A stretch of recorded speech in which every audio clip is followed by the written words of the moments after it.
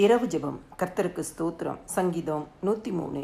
பூமிக்கு வானம் எவ்வளவு உயரமாயிருக்கிறதோ அவருக்கு பயப்படுகிறவர் மேல் அவருடைய கிருபையும் அவ்வளவு பெரிதாயிருக்கிறது.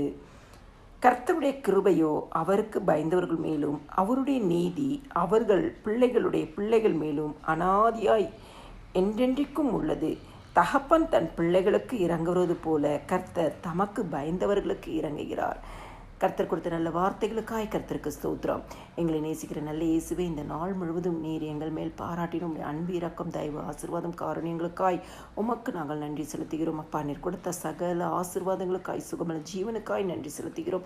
இந்த நாளிலும் அப்பா, அறிந்து அறியாமல் செய்த எந்த பாவமந்தம் ரத்தத்தினால கழுவி பரிசுத்தப்படுத்துங்க.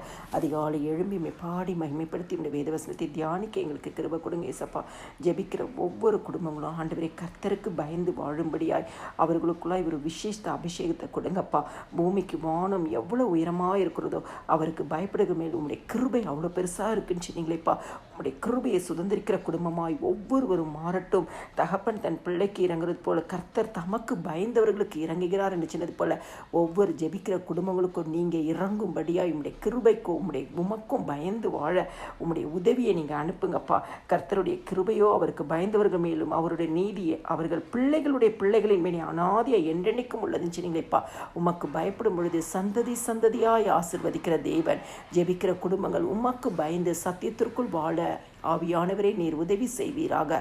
ஒவ்வொரு குடும்பத்தையும் ஆசிர்வதித்து கனப்படுத்துங்க. ஆமேன்.